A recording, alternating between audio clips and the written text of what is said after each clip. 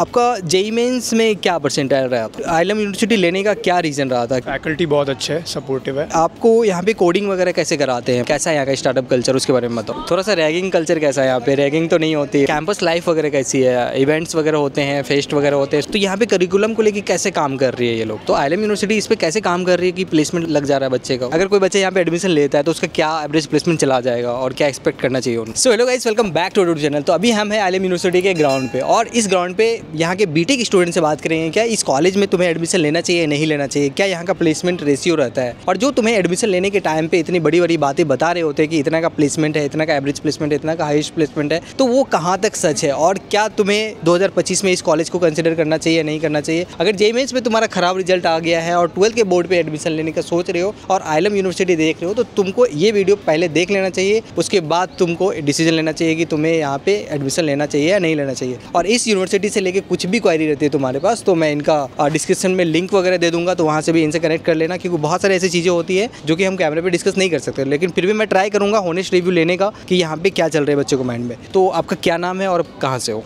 कनिष्का चौहान, नोएडा से हूँ। आर्यन श्रोते, रांची। रांची से आप, एक है हमारे नोएडा से और एक हमारे रांची से, राइट। तो पहला क्वेश्चन हमारा यही रहेगा, आपका जेईई मेंस में क्या परसेंटाइल रहा था? मैंने जेईई मेंस अटेम्प्ट ही नहीं करा था। अच्छा, जेईई मेंस आपने दिया नहीं है? आपका अराउंड 90%। 90%। आईएलएम यूनिवर्सिटी लेने का क्या रीज़न रहा था कि आपने आईएलएम ही लिया? यहाँ पे और भी है, जीएल बजाज है, गलगोटिया है, एनआईटी है, उसको आपने क्यों नहीं कंसिडर किया? पहली बात तो रिव्यूज़ वगैरह देखे थे, दे वर गुड, और average package was good enough, and मेरे नॉन के एलिमनाई थे आईएलएम के पास आउट, एंड मतलब बाकी के कंपैरिजन में देखा तो मेरे को आईएलएम बेटर लगा, क्योंकि first of all the crowd was not that much और मेरे को क्राउड में नहीं जाना था। स्टैटिस्टिक्स एंड ऑल एनालिसिस वगैरह देखा था, तो रिव्यूज़ वगैरह काफ़ी अच्छे मिले थे। तो आप ये बताओ कि यहाँ का फैकल्टी वगैरह कैसा है, उसके बारे में बताओ थोड़ा। फैकल्टी बहुत अच्छे है, सपोर्टिव है, अच्छा पढ़ाते हैं, उसमें कोई दिक्कत नहीं है। टीचिंग इज़ गुड, मार्क्स बहुत अच्छे देते हैं। आपको कोई भी दिक्कत होगी कोडिंग एंड ऑल में वो हेल्प करते हैं, और यहाँ पर ट्रेनर्स भी है जो आपको सी लैंग्वेज, पाइथन लैंग्वेज में हेल्प करेंगे, that will help build up your. Okay, that's good. Faculty यहाँ पे सपोर्टिव है, राइट।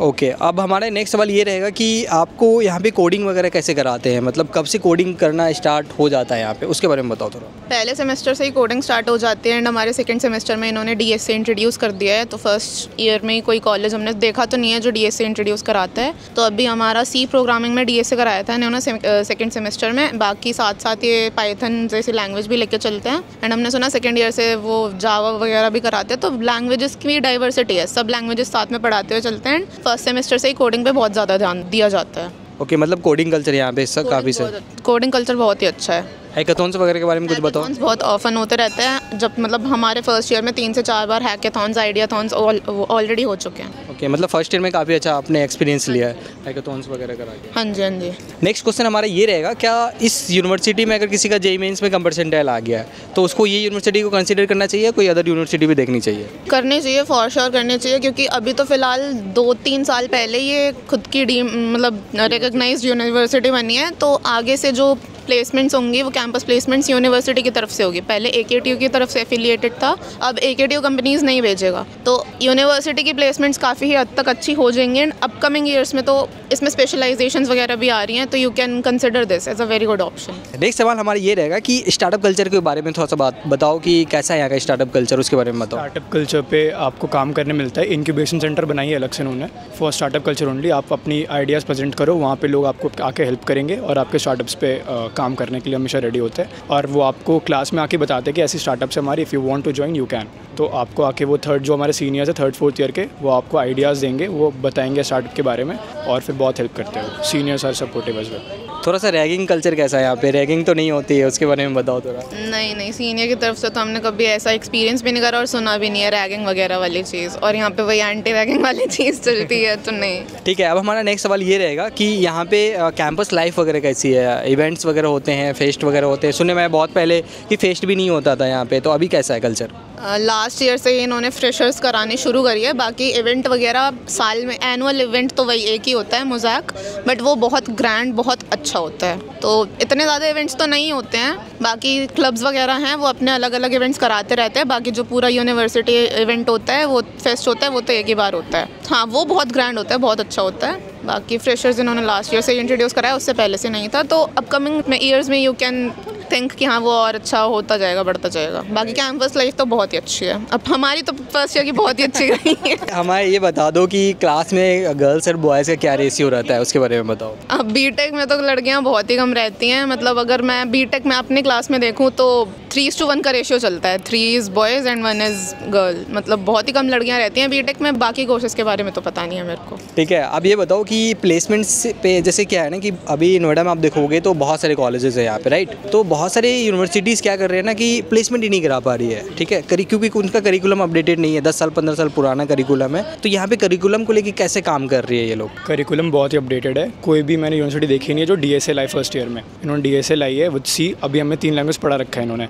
हाँ, C और पाइथन हमने पढ़ रखा है। तो इसमें ऐसा है कि हम फर्स्ट ईयर में 2 लैंग्वेज अच्छे से जान रखे हैं और फिर नेक्स्ट ईयर से जावा हमारी आ जाएगी। तो डाइवर्सिटी देते हैं हमें बहुत सारे कोडिंग लैंग्वेजेस में वो। तो अभी हमें ये बता दो कि बहुत सारे यूनिवर्सिटीज़ प्लेसमेंट ही नहीं करा पा रही है, तो ILM यूनिवर्सिटी इस पर कैसे काम कर रही है कि प्लेसमेंट लग जा रहा है बच्चे का, उसके बारे में बताओ। इसी ईयर से या फिर लास्ट ईयर से हमें मतलब फैकल्टीज़ और डिपार्टमेंट से ही पता चला कि इन्होंने एक नया डिपार्टमेंट शुरू करा है, करियर फॉर सेंटर सर्विसेज करके।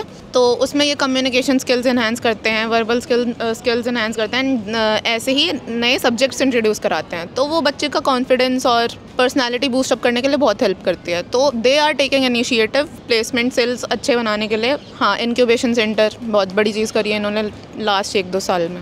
अभी मैंने यहाँ पे देखा कि एप्पल का लैब है यहाँ पे और IBM का लैब है, तो वो दिखाने के लिए या बच्चे को वो इंट्रोड्यूस भी कराते, काम भी कराते उस पर? हाँ जी, हमारी बीटेक में 2-3 स्पेशलाइजेशन है। फर्स्ट ईयर में एक कोर है CSC कोर, और एक स्पेशलाइजेशन विद iOS है, और एक स्पेशलाइजेशन विद IBM है। अब बच्चे ने जिसमें एडमिशन लिया है वो उनके ऊपर है।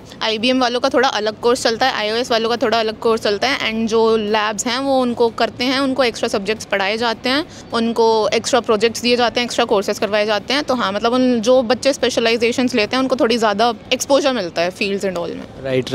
थोड़ा सा अटेंडेंस के बारे में बता दो, कैसा यहाँ का अटेंडेंस पॉलिसी है? अगर कुछ नहीं आ पाता है तो क्या करेगा वो? अटेंडेंस का है तो थोड़ा सा स्ट्रिक्ट, बाकी मैनेज हो जाता है या नहीं होता है, या डिबाट लगते हैं? हो जाता है। मतलब अगर तुम्हारी बिल्कुल ही कम है तो फिर डिबाट कंसिडर करता है। अगर तुम्हारी थोड़ी है कि मतलब ऐसे है कि बिल्कुल ज़्यादा कम नहीं है, बॉर्डर लाइन पे तुम कहीं ना कहीं स्टैंड करते हो, तो हो जाएगा। बस थोड़ी तो मेंटेन रखनी चाहिए, बिल्कुल भी नहीं कि तुम्हारी 30-40 ही है। सुनने में आया ILM यूनिवर्सिटी में बच्चों को बहुत बैक लगता है, तो आपका कितना बैक था फर्स्ट सेमेस्टर में? एक भी नहीं थे। अब हम बात कर लेते हैं प्लेसमेंट के बारे में कि अगर कोई बच्चा यहाँ पे एडमिशन लेता है तो उसका क्या एवरेज प्लेसमेंट चला जाएगा और क्या एक्सपेक्ट करना चाहिए उनको? एवरेज तो हमने जहाँ तक स्टैटिस्टिक्स देखी है वो 7 to 8 बोलते हैं। हाईएस्ट पैकेज 22-24 होती है। तो अब से क्योंकि ये अपनी यूनिवर्सिटी बन गई तो खुद की कंपनीज बुलाएंगी और इनकी डाइवर्सिटी हो गई है कोडिंग लैंग्वेज में, तो यू कैन एक्सपेक्ट कि आगे जाके और हाईएस्ट पैकेज एवरेज पैकेज बढ़े ही जाए। तो ये था एक ILM यूनिवर्सिटी का जो तुम जानना चाह रहे हो। इसके बाद भी अगर तुम्हारे पास कोई भी क्वेश्चंस होते हैं तो तुम मेरे को डायरेक्टली व्हाट्सअप करना, मैं तुम्हें क्लियर करने का कोशिश करूँगा। और बहुत सारी ऐसी चीज़ें मुझे यहाँ पे पता चली है जो शायद मैं कुछ बच्चे से बात कर रहा हूँ, कुछ बच्चे बता रहे थे कि ऐसा है भैया मत लो, कुछ बच्चे बता रहे थे हाँ ठीक है। तो इसके बारे में अगर तुमको और भी ज़्यादा जानना है तो तुम मेरे से भी कनेक्ट करके पूछ सकते हो कि वो भैया क्या बताएं मुझे और वो हिडन चीज़ क्या है। तो ये एडमिशन लेने से पहले तुम एक बार ज़रूर कंसल्ट कर लेना कि भैया क्या क्या वो चीज़ बताई है, ठीक है। तो अभी तक के लिए इतना ही, मिलते हैं नेक्स्ट वीडियो में। और अगर हमारे चैनल पर नए हो तो चैनल को कर देना है सब्सक्राइब।